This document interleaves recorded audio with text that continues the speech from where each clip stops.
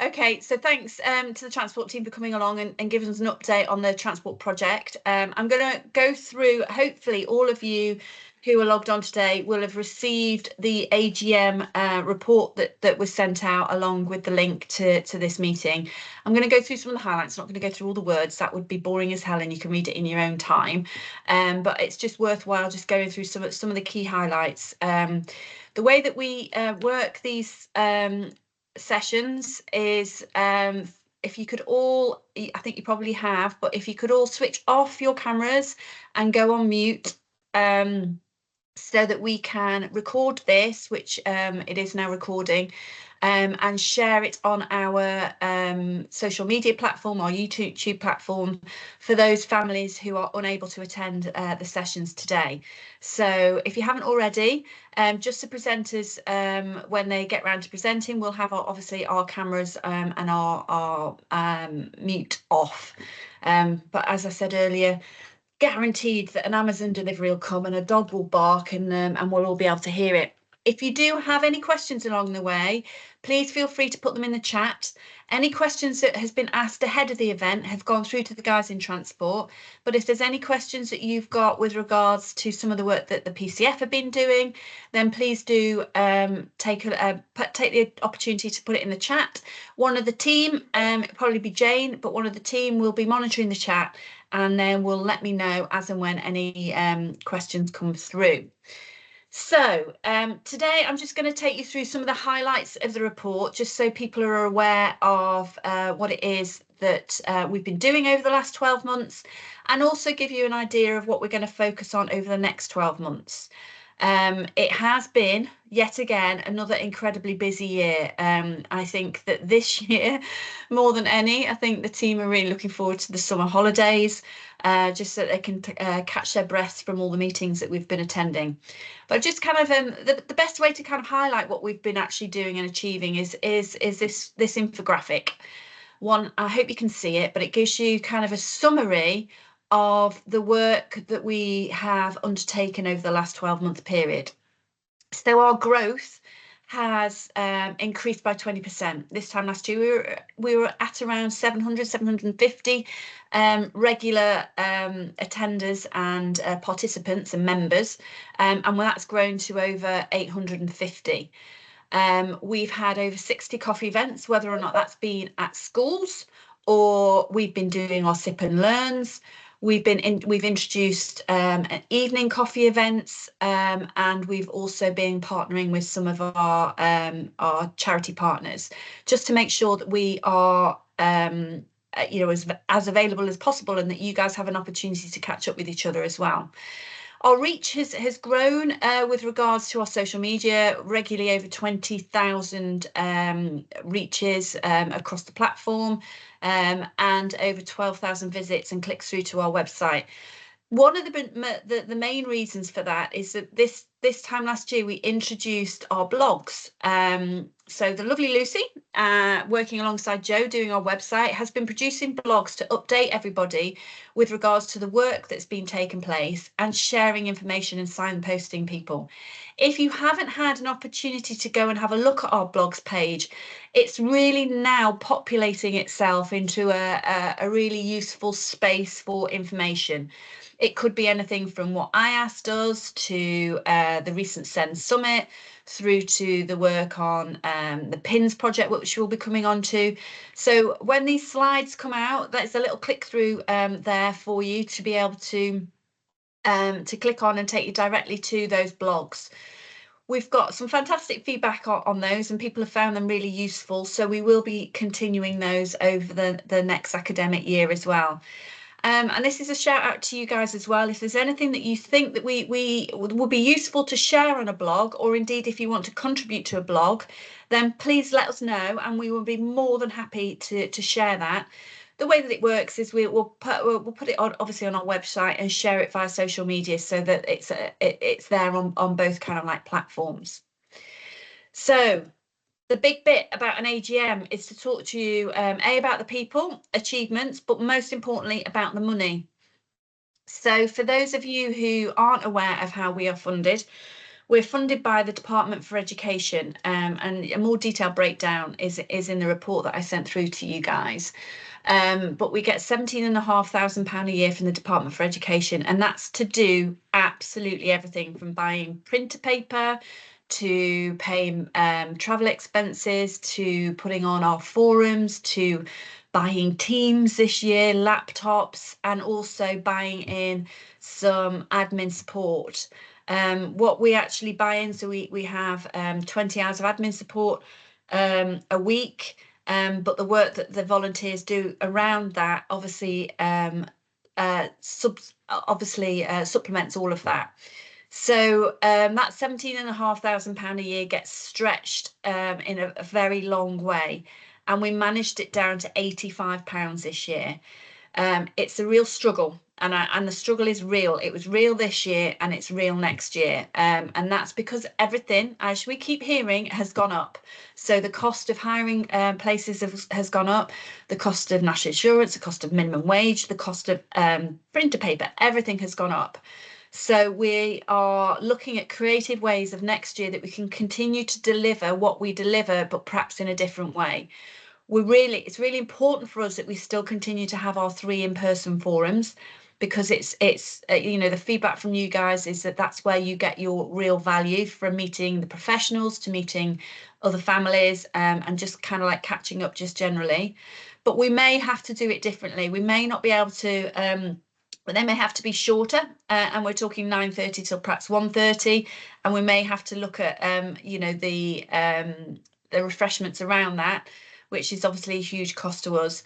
We're also working with the local authority to see whether or not they can gift us some venues, so we don't have the cost of the venues as well. So as soon as we work all of that out, we will come back to you and let you know how it's all going to look for next year. We do have a plan, and I'll take you onto that plan in a minute.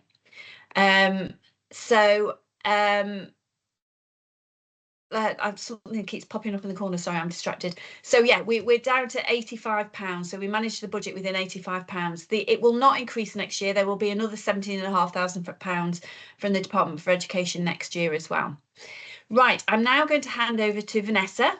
Vanessa has been working alongside Joe on the Partnership for Inclusion and Neurodiversity in Schools, PINS project.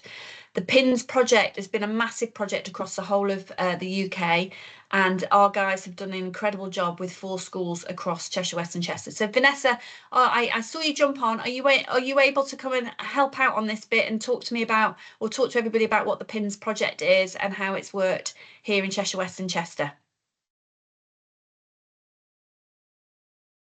Vanessa.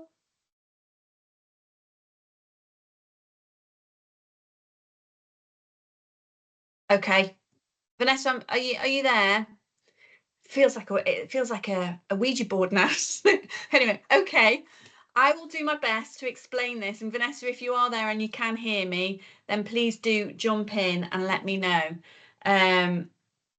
Right. So the PINS project, as I say, was funded by the department or the NHS England, and it was a project that was run across the whole of the UK. It was aimed at primary schools, and certain primary schools were picked by a certain criteria, and schools had to complete a questionnaire with regards to which schools were actually going to be chosen.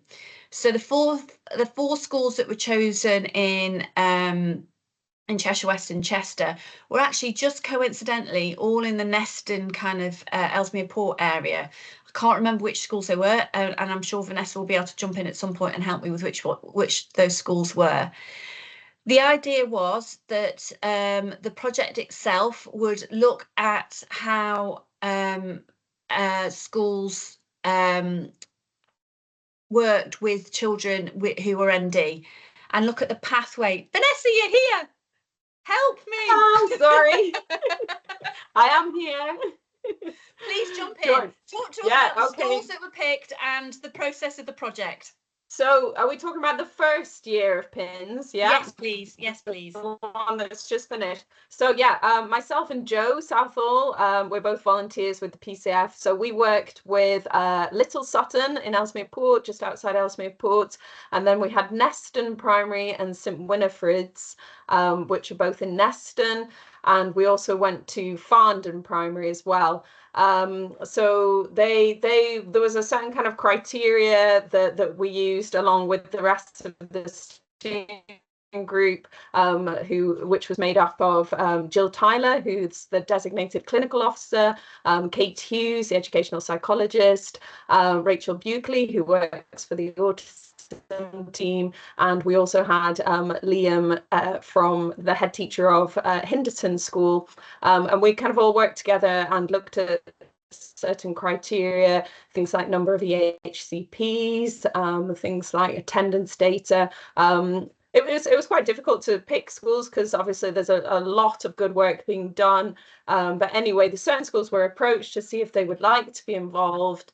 And these 4 schools said yes. And basically, Joe and I, as the PCF, was to try and help support schools with kind of building a relationship with the parents, getting the parents into school for coffee mornings, talking about their experiences, telling them about the project, and what the aims of the project were. So obviously one of the aims was to just overall improve the experience of mainstream primary for children who are neurodiverse, but also their parents as well, building confidence, things like that, but also trying to improve attendance, increase attendance, and reduce exclusions, which are pretty low anyway within that kind of mainstream primary cohort. But yeah, so we went in, we did 4 coffee mornings in each school. We spoke about the work of the PCF. We talked to the parents about the training that the schools were doing. We covered some of the topics. They were quite informal, but we also had guests along to speak to parents. So we had the Information Advice and Support Service came and talked about what they do. We had Koala Northwest come in, and we had chaps as well. And it was really, really good. We've built some good kind of groups of parents that came regularly in some of the schools, and the plan is for the session, so kind of specialists and coffee mornings, which were actually open to all parents, and all parents were encouraged to come along to find out more about the project. And yeah, Joe and I have offered our support at some other things as well. We were at Little Sutton Summer Fair. We had a stall the other day for the PCF, and we've got a couple of new school reps from the project as well. So the next stage for year 2 of PINS is to go into 3 schools. They're in the Northwich Winsford area, and that's starting in September. Brilliant. Thank you, Vanessa. We've also invested, haven't we, as part of that project, in some sensory boxes. Yes, sorry, I forgot about the sensory boxes. Yeah, we presented each school in the final coffee morning. We took along the sensory boxes, which was something that was recommended by other PCFs, actually, because we do meet with the other kind of Northwest parent care forums, and they were all involved in the project as well. It was a national project in England, so we did have kind of a Cheshire and Merseyside cluster group where we were able to kind of talk about what was working well and share any ideas. So one really good idea was these sensory boxes with books and sensory toys and equipment and things like that schools could keep the box, and they could use the resources, for staff training or for the parent coffee mornings, or they could use it like a library so that people could borrow pieces of equipment and try them out. And we've got a box for the PCF as well, so we'll be taking that along to all of our events next year as well. Brilliant. So if you are interested in looking at any of those kind of like resources, they've got fidget. I've got one of the like fidget rings from the summit, to be honest. Then please do come and seek us out, and we will bring them to all of our events for next year.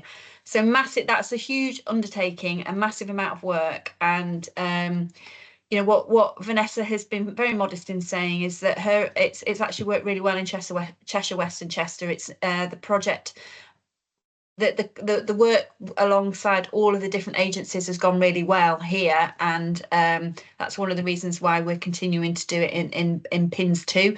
Not all of the areas are continuing to do it, and that's through the incredible work that her and Joe have been doing to make it a success across Cheshire West and Chester. So thanks ever so much, and we'll take those learnings as well and try and roll them into mainstream high schools as well. That's the aim for the next 12 to 18 months as well. So thank you. Great. Let me just move us on. Right. So engagement opportunities this year. So you said we did. So this time last year, we asked you all, like we have done again this year, what it was that you wanted to know more about. So information about EHCPs and SEND law. You wanted to know more about mental health services. You wanted to know more about pathological demand avoidance. So we ensured that we put all of these different sessions on for you. We've done the same exercise again this year. We've gone out and asked everybody what it is that they want to do and what they want to know more about. And again, our programme of events for 2026 will reflect that. If there's anything that you guys feel that's missing, please do come to us. This isn't always set in stone. There's always we work with other organisations as well, whether or not it's third sector who can provide us with free training. Or we can ask the local authority to come and to present if there's something that we have missed. But we want to make sure that whatever programme of events we put on for the next academic year hits your need. We trialled this year these sip and learns at some of the local charities. So Down Syndrome Cheshire kindly hosted a number of sip and learns, as did Live, to greater or lesser extent. What we've learned from those is that we need to be a little bit more in the local area. So that next year we're actually going to be working with children's centres and making sure that they're running events for us and coffee events for us. And we're also hooking up with, again, like Koala, who are commissioned to do coffee events.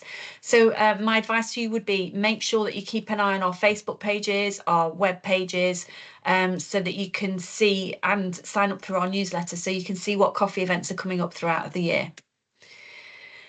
Accountability measures. So this time last year, we did our survey and we presented our 2024 survey, and we came up with a number of recommendations.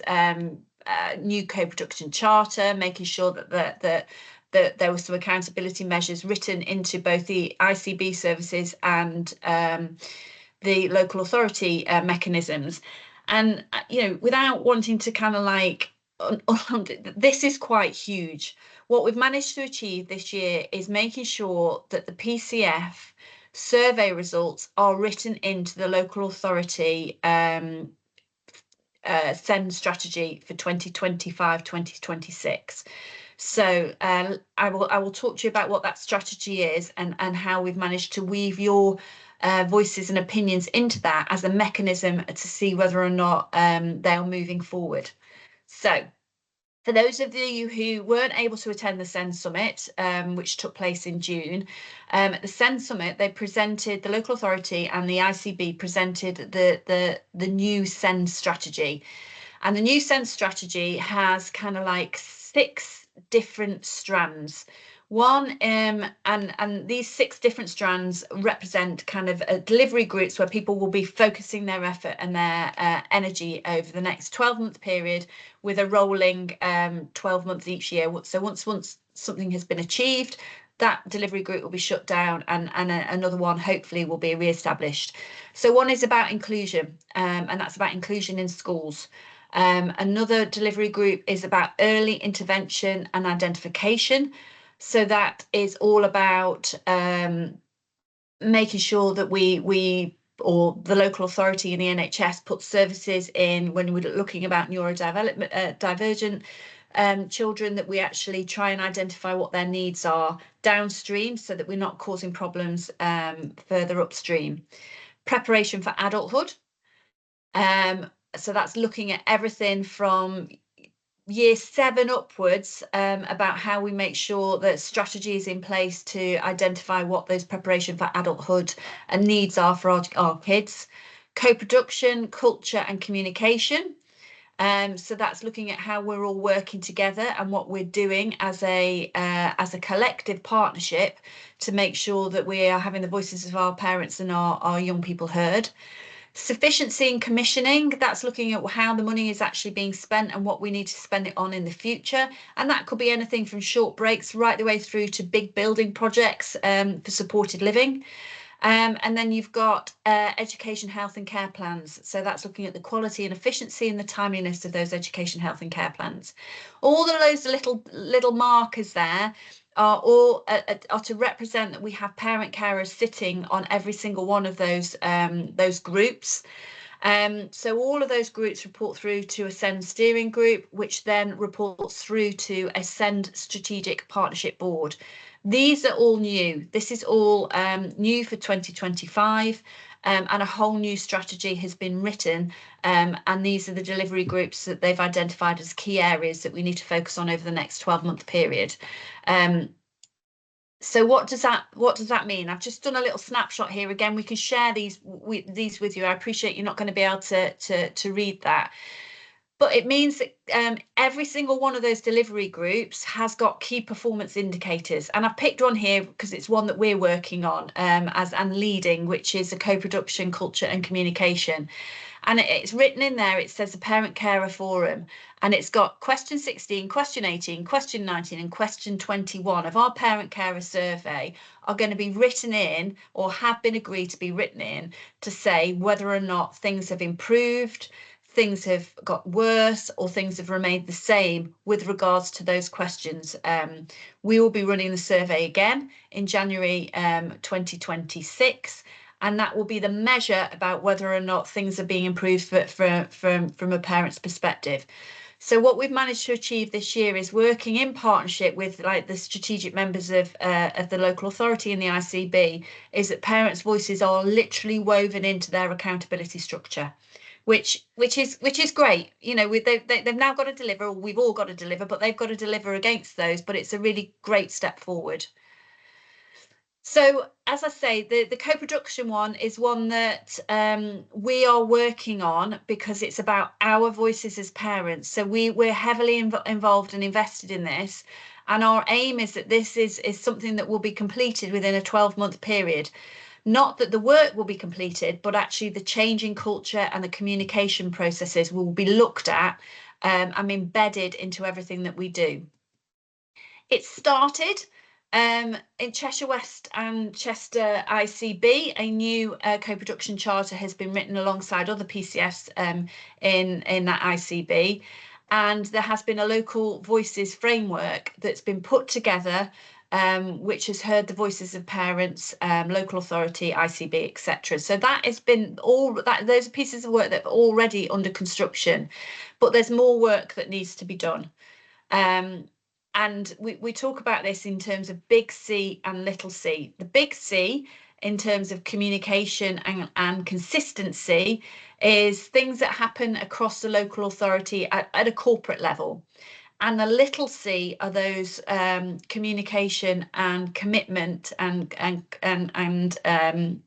that happens on a day-to-day basis. Consistency, that's the word I was looking for, on a day-to-day basis. So these are conversations that you might have with your teacher and your TA. These are conversations that you might have with your SEND team. These are conversations that you might have with your paediatrician, and those individual conversations that we're making sure that trust is built, because that's where it's broken down in the past. And we're trying to work together to ensure that there's commonality in terms of how we all talk to each other. And the way that we've tried to do that is by introducing something called a pledge. And the pledge are going to be those guiding principles that all of us are going to have, like common values and common goals.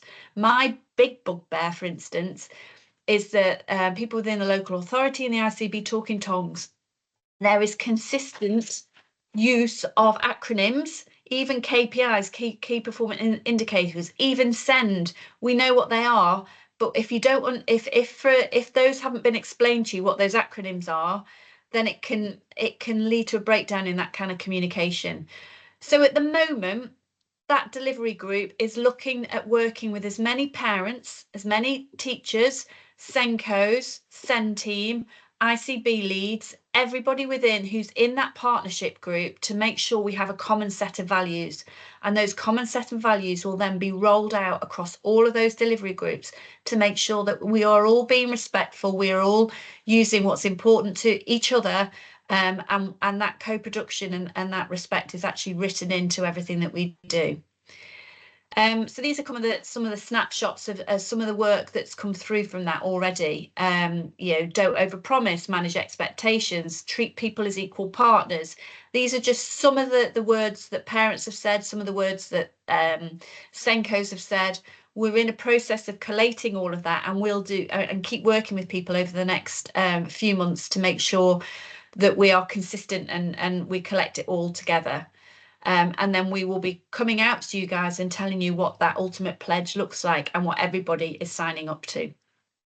Okay, so priorities for 2026. We're going to assist in the embedding, and the word assist is important here because we are not responsible for this, and we have to keep reminding ourselves as well as everybody else. We're parent volunteers, we're not paid to do this. All we can do is help and assist the paid professionals to embed co-production. All we can do is help and assist in the improved communication process, making sure that we highlight when there are major breakdowns in communication and how we can change that in the future. It isn't our job to do it. We have to remind ourselves that as much as everybody else. We are there to help and support the professionals to do that. We're there to hold a mirror up and say this is what our parents are actually experiencing, and we're there to grow the reach of our forum as well. That is in our gift. We are looking and working with the local authority and the ICB to help increase our reach. We need to get to as many parent carers as possible. And one of the suggestions that we had is that we start putting adverts on bus stops. So let's work with the council to see whether or not the council communications team to see whether or not we can put adverts on bus stops across the whole of Cheshire West and Chester and tell people that the PCF is there, for argument's sake. That's one idea that we're working with them on at the moment. Most importantly, though, we're here to empower parents. We're to empower parents in a number of different ways. At coffee events so that you can all meet each other and share lived experiences and get supports from each other. Have virtual forums, a bit like this, except for, you know, you'll be learning something rather than necessarily me just speaking at you. Obviously continue with our in-person forums, and a big focus for next year will be running that survey again. We do it every 2 years. We've made real progress this year with making sure that the results of those surveys are written into the accountability process within the ICB and the LA. But now we need to see whether or not they've made any improvements since 2024 when we've got that last set of data. So these are the meetup opportunities that we are going to do next year. We're just nailing down, as I said before, we're just nailing down some of the venues. We've written out to the professional to let them know the dates and the times, and we're just getting confirmation from those guys that they can come and present before we share all of these details. But when we come back in September, this will be complete. So we've got some virtual ones planned for early part of the year. Who are we? And meet some of the directors. We've got new faces in the local authority, so I think it's really important for you guys to actually meet them. You've told us that it would be really helpful to have an understanding of the early years process, some help with sleep and some help with toileting, so we're going to put on a virtual forum around that. Benefits and support, especially in light of some of the government changes with benefits, and then short breaks and the charitable, the third sector. What help is out there for you. And then our 3 big in-person forums is another one on ND, and let's look at the PINS project in more detail. Let's look at the new profiling tool that we've been helping with and supporting with, and that's going to take place probably November time this year. Preparation for adulthood, another big event that we're hoping to run in Ellesmere Port at the Civic Centre, if we can nail that down with the local authority. And then education, looking at inclusion and mental health and the impact of exclusions, what alternative provision might be, what education other than at school, EOTAS, you might have heard that referred to as, and making sure that we get all the education team. There's been a big recruitment drive within that team, and so hopefully that's going to be an opportunity that people can understand what those new roles are doing and how it's supporting both your child and Senkos across the borough. And then lots of meet-up opportunities with regards to some training opportunities. So empowerment and communication, we're going to be running an empowerment and communication, how you can improve the impact that you have as a parent in meetings. Send Law, we're going to be working with the wonderful IAS, who I think are on the call as well. They've got a programme together about empowering you guys, and we'll obviously be working with those guys to share that. And also we're looking to work with Chester University to see whether or not they can provide something for us. And then supporting education. What does a graduated approach look like, and how can Senkos, what's the role of a Senko and things like that. So we're looking at all of that, plus coffee events. So look out. Koala are running weekly coffee events across the borough. So again, we will be advertising those. Please make sure that you take a look at our website, you sign up to our services so that you can get a regular update about what coffee events are going on. There will be regular ones running at Space, regular ones running in Huntington area. There will be some within the Children's Centre, Winsford, Ellesmere Port, Chester, across the whole of the borough. But please do keep an eye, and we'll keep publicising those, and those will be an opportunity for you to catch up. Bring your kids with you as well on those ones. So a summary is there is some progress. There really is some progress, and the way that because I'm being tentative is that image there is some hope. There's some grassroots of change coming. But it's fragile. It's in our hands. It's in our hands. It's in the local authorities' hands. There is some hope, and we've seen massive progress over the last 12 months. But we're not there yet. There's still a massive amount of work that has to be done. And that the best gift is you, because you keep sharing your opinions. You keep trusting us with your experiences. And we can't thank you enough for that. And this is my opportunity as well to thank our parent reps. We've done a recruitment campaign this year. We've run some 6-week parent training, and I cannot thank the dedication of every single one of our parent reps who has gone to the meetings, who has pulled their hair out because we're not being heard and we're not being listened to, and you've worked through it, and you have broken through to make actual positive change this year. So thank you very much indeed. We're going to need that continued dedication over the next 12 months period as well, until we really do get change embedded. But I want to thank every single one of you for the work that you have done. And if everybody wants to do a reaction and a clap for our parent carer reps, and for every single one of you that has that helped us to get to where we are, we really very much appreciate it. That is enough from me. If you have any questions, as I say, please do put them in the chat, and we'll be happy to answer any. But now I'm going to hand you over to the transport team, who's going to talk to you about a piece of work that they've been doing and the work that they do on a regular basis. I also want to thank them for their patience for listening to all the AGM stuff ahead of them coming. So, right, just let me move you through. If you'd like to all introduce yourselves, and then let me know when you want me to move the slides forward. Thank you, Jules. Thanks, Jules. I'll start with introductions. Hello, everyone. My name is Carolyn Davis. I am the Senior Manager for Education Infrastructure. So home to school transport policy and the home to school transport budget sits in my team's area. Vicky, do you want to go next?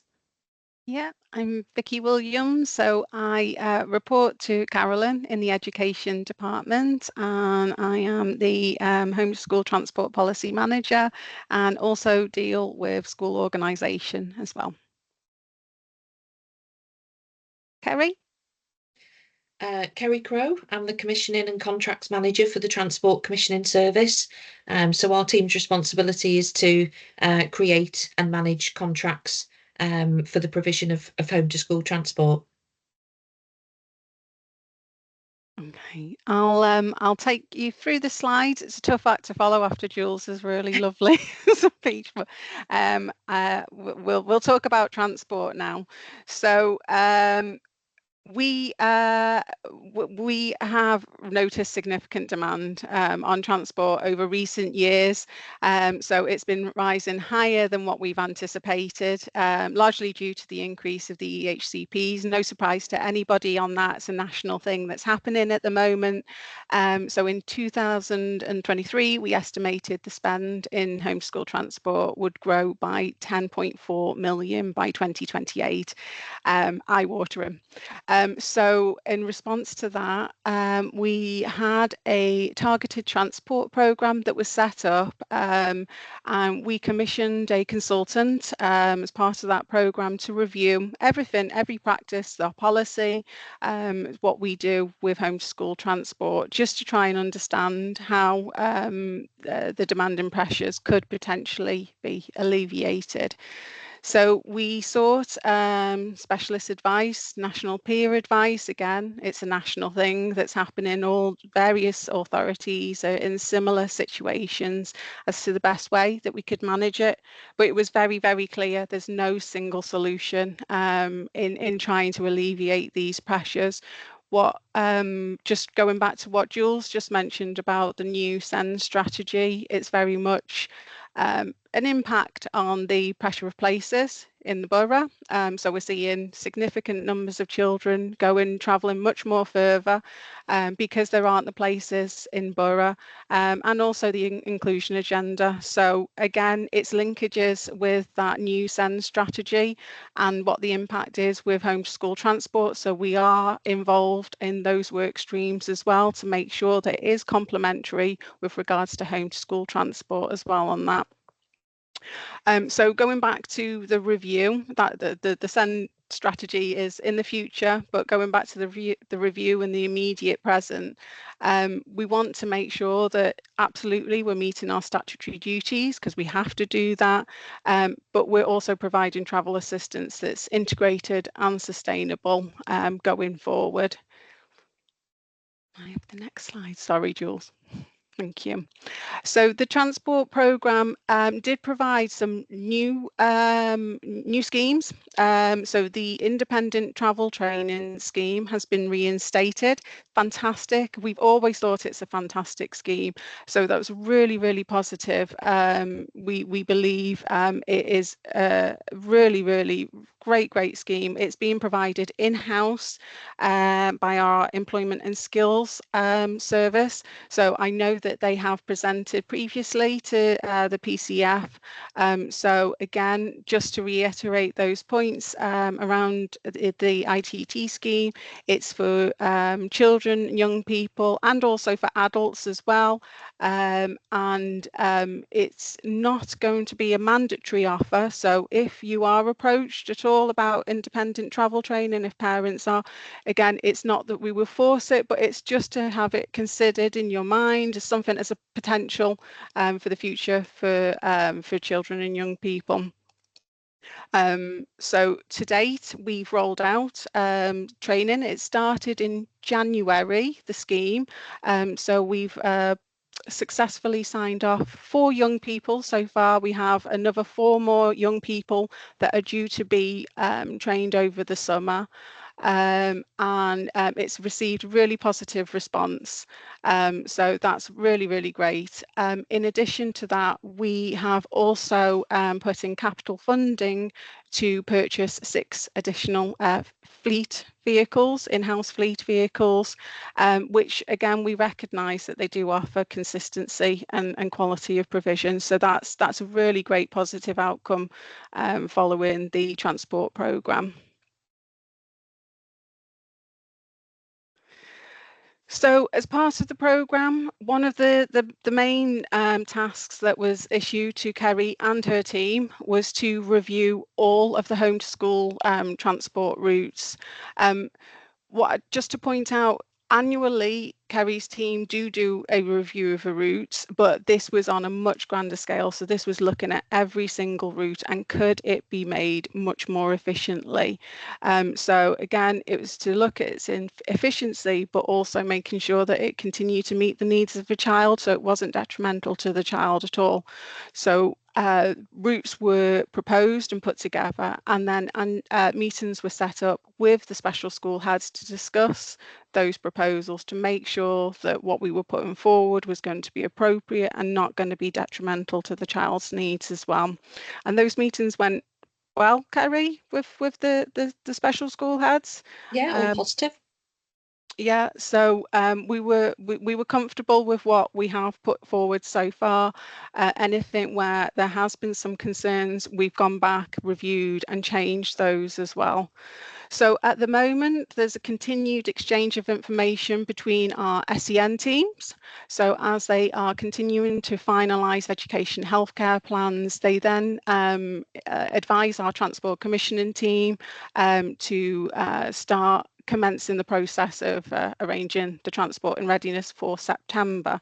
So it's a really complicated process of exchanging information with new starters, with leavers, for changes of establishments.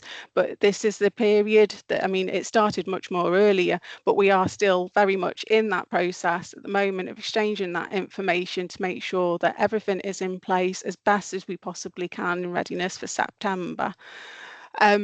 We do have a point where Kerry's team are going through their tender phases. So this is, it blows my mind. So I don't know how Kerry continues to do this. We are currently at tender phase 7 in getting all of those external contracts with the taxis and operators in place for September.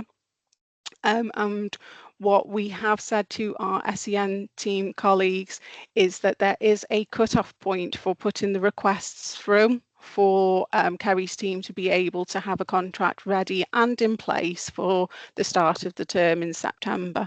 So this is our SEN team saying they've confirmed the education healthcare plan. This is the establishment the child will be attending in September. Please set up transport. We've stated that date as the 25th of July to our SEN colleagues. Kerry's team have advised that any request after that point, there is no guarantee that transport will be in place for the start of September at that point. Kerry's team will endeavour as best as they possibly can to be able to have something in place, but we have sort of said that there will be a point where they won't be able to have the turnaround of getting a contractor and doing reverse auctioning in readiness for the start of term. Kerry, I don't know if you want to go into any detail a bit more on that, or if I've covered that. No, that's fine. The addition of the e-auction, as you've rightly touched on, is it extends the tendering period. So we need longer to be able to complete this. Our phases are still as they've always been, but the cut-off point really is the following phase, which is phase 8, and hence that's how we've arrived at the 25th of July. What I would say is there has been a lot of information exchanged up to this point as well. So reasonably on track to the level of information that we would expect at this point. So, but it was again, just to make people aware that there is a date that's been sort of stated and there might not be transport in place if a request comes in after that date. Thanks, Jules. Okay, so as part of that replan, a number of letters have gone out to parents, as it does every single year, just confirming the travel arrangements in readiness for September, because Kerry's team have been able to secure operators through the various tendering process. I believe 2/3 of those letters have now gone out to families. So we're just waiting for the final letters to go out to the remaining families. Where there are changes, that will be around potential passenger assistant, a different vehicle, or just adjusted pick-up drop-off times as well.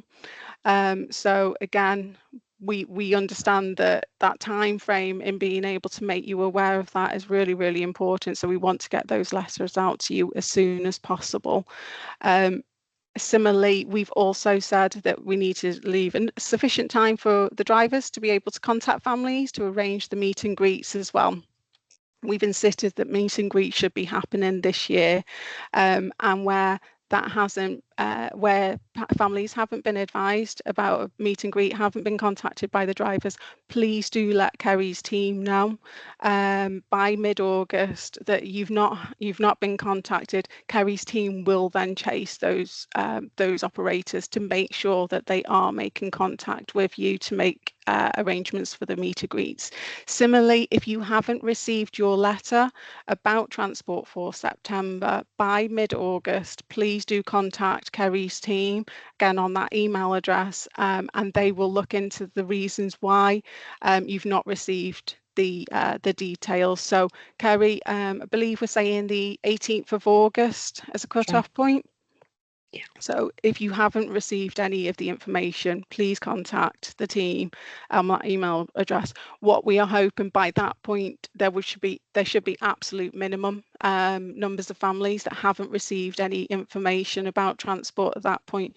So hopefully it should be very, very small numbers, and hopefully none actually, but we'll wait and see. But yes, we're saying 18th of August. If you've not heard anything, please contact that email address, and that will be regularly monitored.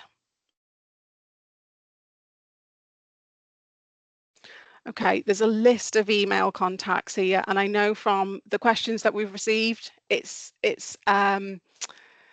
it can be very, very confusing to the various teams that are out there. So I've just sort of put those email addresses and just an explanation as to the reasons why, which email address you should contact for what query. So our Send School Travel Assistance. So this is our team that specifically work in the SEN team, who are working around the finalising of the education healthcare plans and looking around the transport eligibility factor of the plan.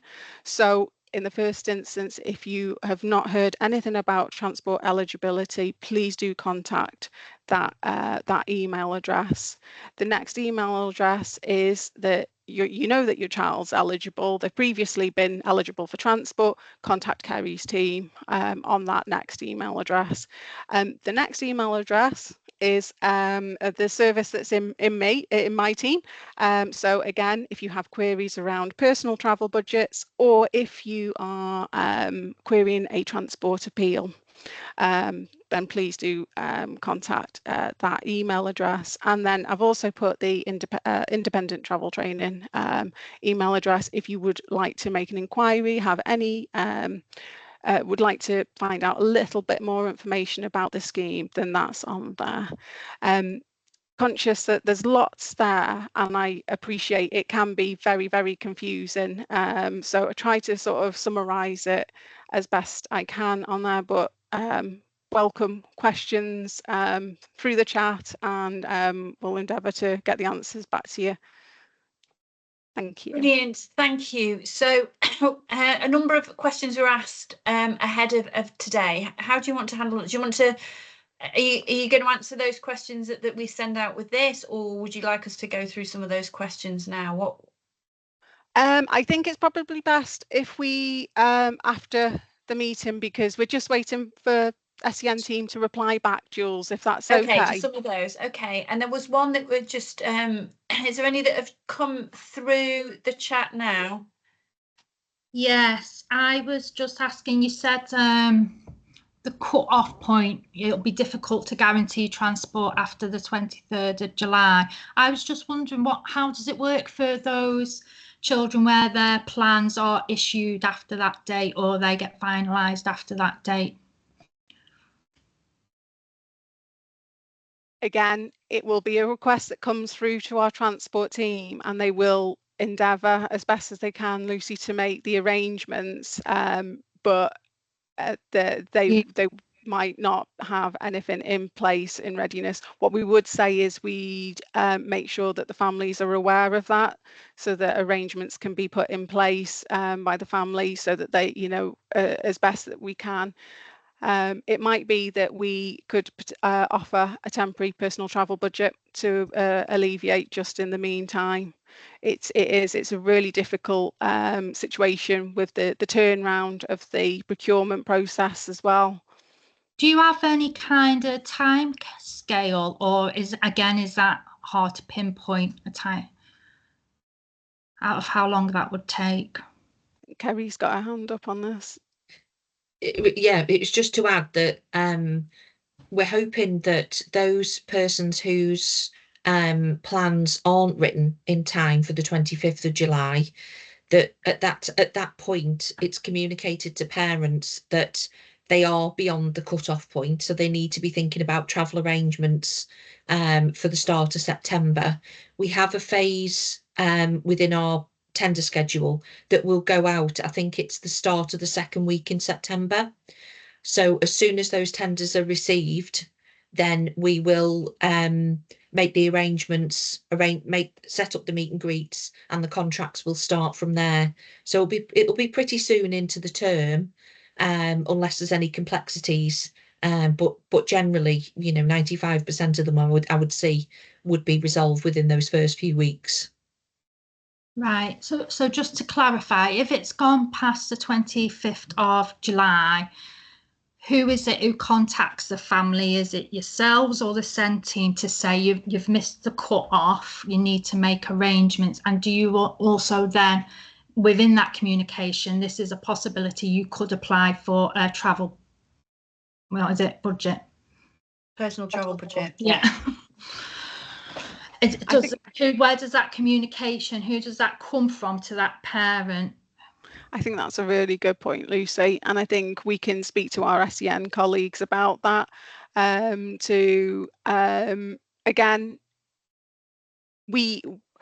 I suppose Kerry will have a conversation, because you will have the requests coming through into the system. And whether it's a note to families at that point to say from yourselves, or whether we have the conversation with the SEN team, we'll make sure that there is a notification. Lucy will take that away as an action. Yeah, I think it needs to be part of the issue. Sorry, Lucy. I think it needs to be part of the issuing process, doesn't it? So as the plan writer is recognising that date is looming and they haven't made the transport request, as part of whatever process they undertake then with parents, I think that's the point then to explain that, you know, we've missed the deadline in sending this request to the transport team. Yeah, I think that, you know, when I go back to my presentation, we have about big C and little c, you know, we talk about big communications, corporate communications and little communications. This falls into that little c category that makes all the difference to parents about, you know, making sure there's joined up communication between your team and the SEND team, and that the parents are kept in the loop with regards to that, because it's when we have those communication breakdowns that the issue of trust becomes broken. So yeah, if there's anything we can do going forward to look at that, you know, as part, if you go back to the strategy and you go back to the education, health and care plan, you know, strand of that overall strategy, and you look at how we can improve communications within that, you know, flow chart for parents, maybe that's something that we pick up next year to make sure that loop is closed. We can look at eligibility criteria, we can look at communications process. There is always going to be exceptions to the rule. You know, ideally, everybody should have their EHCP signed off before the end of the academic year. That'd be great. We know that that's not the case. We know that you know the SEN team are working hard over the summer to make sure that they're completing all of that. So it's again how we look at those exceptions and make sure that the kids don't fall through the gaps, or at least the parents know what the process is, and that is clearly communicated to everybody. So you know, if you guys can take that action away and let us know, and we can publish that as part of this AGM process, along with the questions that have been asked, and then that can be a blog, and we can share that with parents to make sure that they know what's expected. And I think the other point that we should labour this time, which I don't think you have, which you should, is that you've written into the contracts of every single transport person this year, haven't you, transport company this year, that meet and greets are part of that contract, and that the parents should be met over that summer period to make sure that they are familiar with who's actually coming on their route. That's something that you've worked hard to make sure has been part of this process and this change. So because you understand the need of those children knowing what kind of bus, what colour, where they're going to sit, who's going to be with them on that route, and that's really important to make sure that it is as seamless as possible for those young people, especially if they've changed their transport provider over this time period. Is that a fair reflection? Yeah, absolutely. Just one question in the chat. Are you planning to split the buses, taxis according to the school sites? I don't know if we've covered that.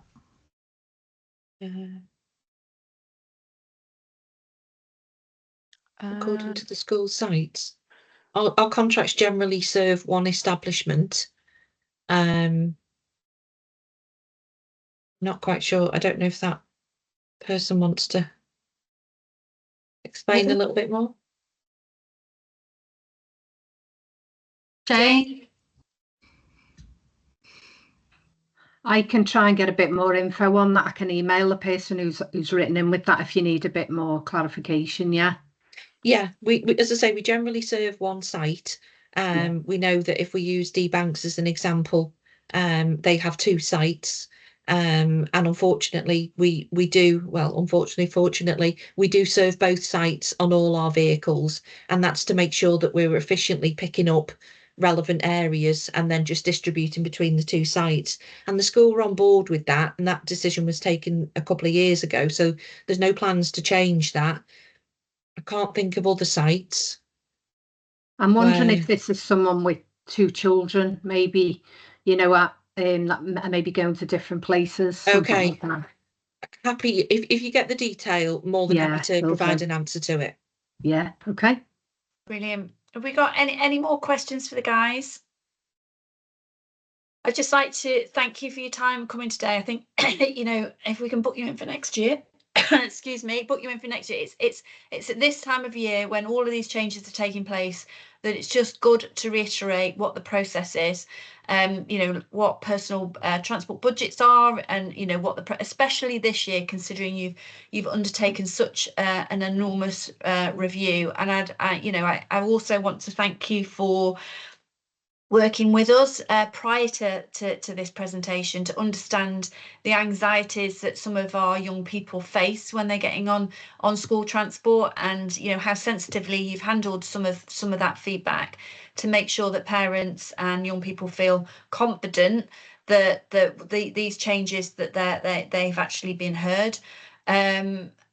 It's whether or not it's I don't know, a young person needs to wear the headphones or they need to sit in the front seat or whatever else, that you're taking into consideration whatever the personal needs of those children are. We appreciate you listening to all of that kind of like feedback. And as I say, if you could send through the answers to all the questions that we've got, and we'll circulate that as part of this this AGM and put it on a blog and share it for our families, that would be fantastic. Thank you very much indeed for your time today. Okay, Thank you. We are nearly done, but before we complete, we would just like to remind everybody that, or let everybody know that a Padlet has been created. For those of you who don't know what a Padlet is, it is something that it's basically Lose help. It's a tool that creates, it's almost like a notice board. There you go, an online notice board that helps pull information together. The local authority and some of the ICBs are using Padlets more and more so that we can actually put in one place a load of information that would be useful to you. It's almost like sticky notes, but on electronically. And a Padlet has been put together for all the summer holidays activities that are taking place across the borough. And this is anything from some of the HAF provisions right the way through to some of the provisions that some of the charities are delivering. I'll talk about Down Syndrome Cheshire, for instance. They're running some summer clubs. So here is a link to what activities are actually taking place over the summer months and how you can book your children on some of those. Is that the best explanation, Luce, or do you want to help me out a little bit there? That's a very, very good explanation. I'm not too sure if that link is live right now, but it will be soon, later today. We're just waiting for a little bit more information. Emma Walker, the Live Well coordinator, is going to be sending that out to schools, so hopefully they can send it out to everyone before the summer holidays are out, and we will share it on our social media and put it in our newsletter as well. So, you know, just again, it takes me nicely onto my next slide, which is just join us. If you click through to this link, we will send you through the newsletter. You'll also be have, as I say, look at our website, look at our Facebook page, and we will keep refreshing all of this information so it is up to date.